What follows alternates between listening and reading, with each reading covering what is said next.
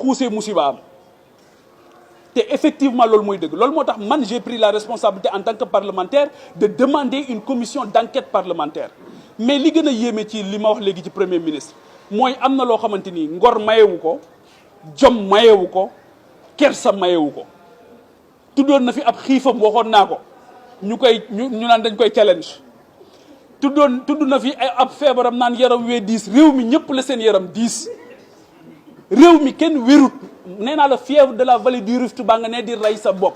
yow on t'a mis dans les meilleures conditions jamais un premier ministre n'a eu autant de privilèges dans l'état depuis l'accession du Sénégal à la souveraineté internationale à l'indépendance jamais on a eu un premier ministre avec autant d'honneur mais loo ko jox du doyal loo ko jox mu laaj leneen et aujourd'hui lenn rek laaj na bakkan laaj na deret lépp jox nañ ko laaj na kees gi jox nañ ko mais léegi lan la bëgg Diomaye démissionné la bëgg wala El Malick Ndiaye démissionné la bëgg lan la bëgg woo ay yow comment tu peux dire man du ma dem conseil des ministres parce que sama yaram dafa diis mais au même moment j'ai la possibilité de recevoir la majorité parlementaire yow léegi doo dem conseil des ministres pour réew mi donc moom dafa jënde le parti sur la patrie te booba ba tey loolu lay def c'est un homme clivant c'est un homme clanique il privilégie le clan sur la patrie il faut que moo tax li mu bëgg a woote le 8 xam nga boo nekkee pouvoir Hitler sax bu woote waan kenn du fa xaj Hitler bu woote waan sax kenn du fa xaj ki daqa tappale ci gouvernement ci gouvernants yi ci adduna bi bu dee yow yaa yor keesu réew mi soo wootee kenn du fa xaj parce que ñii dañuy dem ndax dañ laa yaakaar ñii dañuy dem ndax dañ laa ragal ñun nag kaddu bi ñuy yëkkati je dis aux Sénégalais je dis au secteur privé je dis aux hommes d'affaires je dis aux jeunes le pape François waxoon n'ayez pas peur laa taxaf bu leen ragal gisuma lu ñu fiy ragal gisuma lu ñu fiy daw bay daanu am leen fit am leen ngor am leen jom te du fit nag du ngor du jom sénégalais yi nekk ci jafe-jafe yii nga naan le 8 ñu foog ne lu ne ngay wax kenn xamut looy wax nga naan damay daje terrain meeting mais bët bu rusul day toj nag le ridicule ne tue plus dans ce pays tu ne peux pas dans un contexte pareil nga naan da ngay woote un terrain meeting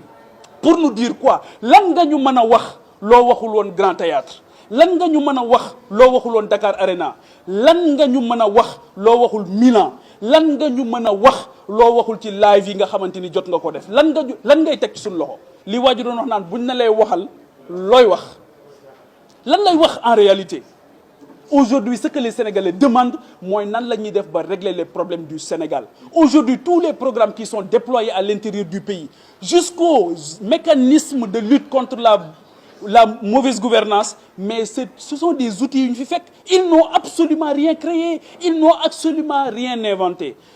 je savais l'incompétence de Ousmane xamoon naa ko je savais l'incompétence de Diomaye xamoon naa ko mais li ma bettaat tey mooy leur indifférence et leur inconscience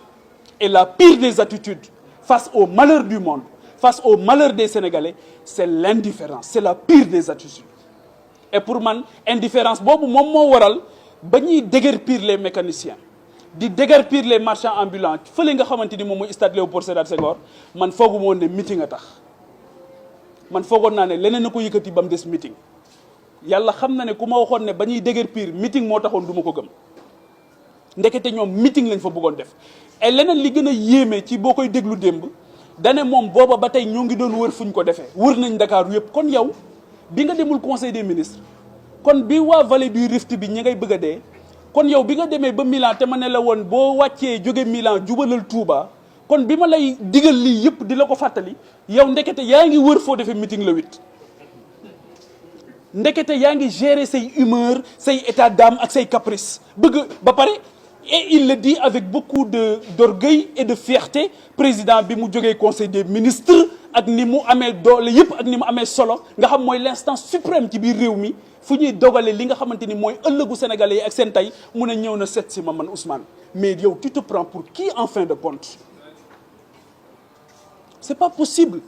donc wax gémmiñ bu waxul dëgg day wax leneen dites la vérité au Premier ministre du Sénégal, dites la vérité au président de la République et alertez woon naa ko Assemblée nationale ne woon naa ko ta seule attitude nous plonge dans une crise de régime et nous sommes aujourd'hui bel et bien dans une crise de régime. Le Sénégal est carrément dans une xamuñu ndax crise régime présidentialiste lañ nekk wala présidentiel, xamuñu ndax régime parlementaire la ñu nekk, xamuñu ndax semi présidentiel wala semi parlementaire, xamuñu ci lu ñu ne fi mu ne. Les étudiants yi nekk fac de droit en première année, ils doivent avoir du grain à moudre parce que kenn xamul finalement lan ngay qualifier le cas d'école qui se passe aujourd'hui au Sénégal. Et pour la première fois dans l'histoire du Sénégal ni ma ko waxee ñu dégg un premier ministre taxaw ne ku ma xeex dinaa la xeex ba nga xam ne xeex naa la waaye lii moo taxoon Sénégalais yi tànn la boo jekkoo da ngay jekk ci jekkali waaye sunu borom danaan la jéggaleel moo ma gënal soo jekkoo da ngay jekk lool ci jekkali waaye li gënal yàlla gënal Sénégalais yi gënal nit yu baax yi gënal gor yi gënal sang sépp mooy nga jéggale waaye fuñ la fekk ngay fuñi di mer di tëb di dal alors que yow lenn rek nga am